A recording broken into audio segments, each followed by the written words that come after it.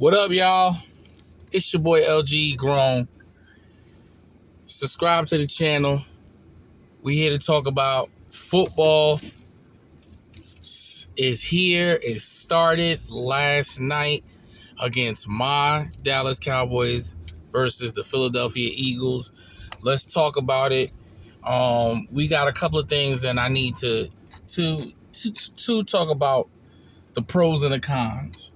Okay. The first is how we was gonna look without Michael Parsons being traded. Everybody know it. Everybody want to talk about it. My intake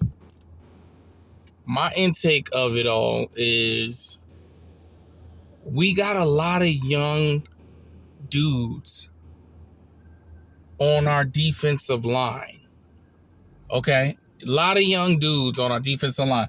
The minus Mozzie didn't play last night, and I think he wouldn't have did really nothing much. But I noticed Kenny Clark was definitely an impact. He was pushing them back and forth. He was definitely clogging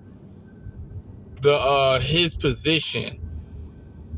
You know, what can I say about Jalen Hurts? Jalen Hurts was Jalen Hurts. Jalen Hurts was defensive end, has to maintain a position and stop and seal them ends, because he was just all over the place. And I know they're going to talk about, well, that's when you needed Michael Parsons. Jalen Hurts wouldn't have ran like he did, and that's true. I do say that is true. But what I did see a little better is that the number one running back, you shut him down, only gave him 60-something yards rushing. So you did improve in the run game. Now, obviously, the quarterback wasn't able to pass it to nobody, so that made him have to scramble left and right. I get that. You know what I'm saying? Now, that's when it comes to the DNs. The DNs got to do better. When they penetrate, you got to stay in your, when they teach you, you got to stay in your lane. You got to seal it off. Maintain your zone, your coverage. Offense, I think CeeDee Lamb with them three drops, if he catches the ball, this game would have been ours. Because you couldn't ask for a better pass from Dak Prescott than anything. We crucify Dak Prescott when he doesn't deliver. But in this game, he delivered by throwing the ball where it needed to be. As a receiver, and as the number one receiver, that's on you. You messed that up. Now, I've seen that he took accountability, and I respect him for taking accountability. But this game is totally different if you hit them, if you make them clutch catches. They were in your hand. That's why they pay you the top dollar. That's why you nagging to Jerry Jones that you wanted to get paid. We give you the opportunity, and then you mess up.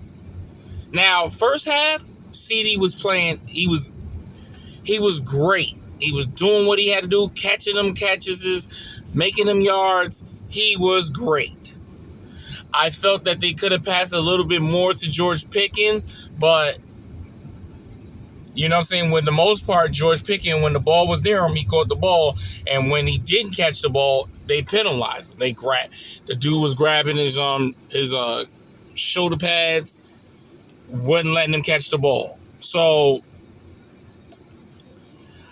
I feel that the offense with Brian Schottenheimer, it looked pretty good. I am disappointed with Miles Sanders. Miles Sanders, you had a great break run, and then you got hulked by a linebacker, which I don't understand.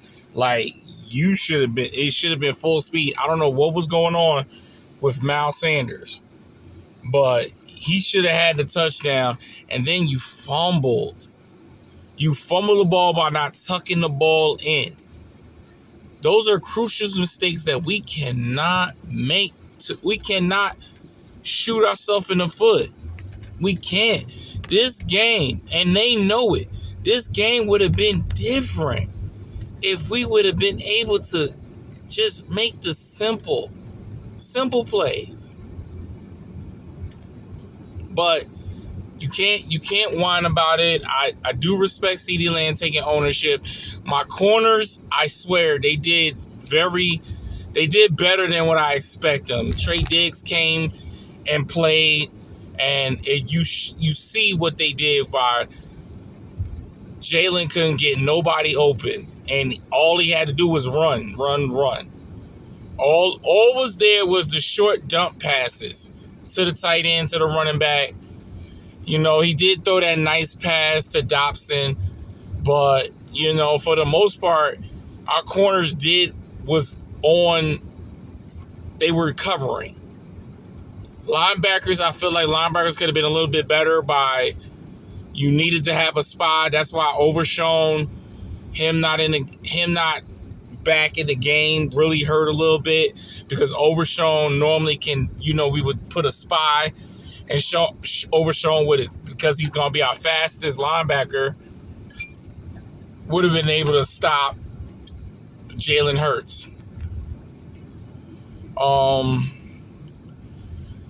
It's one of them games that, you know, you win some, you lose some. And, you know, that one I think was a scratch in our head.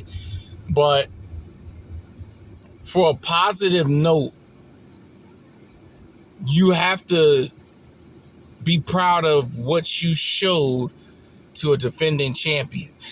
Now, granted, their best player on defense got kicked out the game, Jalen Carter, which I still think that was like ridiculous. I think he should get suspended, fined, everything. It's no excuse. Even they saying, even that Dak spit on the ground.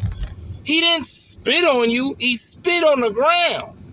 You directly threw saliva on a player. That is unacceptable. You got in trouble in college. You know, you let stock go down, and you were fortunate enough to get signed by Philly. Like, come on, dude. Like, what are you doing? That's just really unacceptable. You know, and I know Philadelphia is really not going to punish him, but it's going to have to be Roger Goodell doing the punishment, because Philly's not going to punish him. No, that's their best player. But if I were them, I would set an example, because that's just unacceptable. I don't care what it is. He didn't spit on you, so it didn't make you have to spit on him. And then he smiled.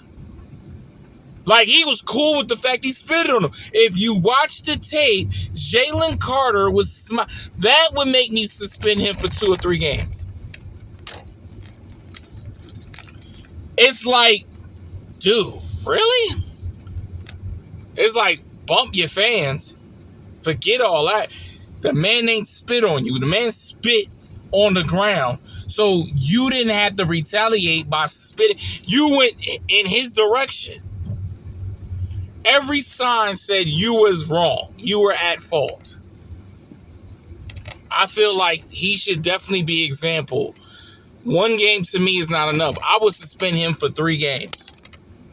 3 games I would suspend him. Because then that'll letting the league know that we don't tolerate that nonsense at all. We just don't. You don't do that in a game. Now, let's say this, and I mean this because I'm a Cowboy fan. What if that would have been that thing would have caused you the game? Y'all would have lost the game. You would have been at blame for the entire time.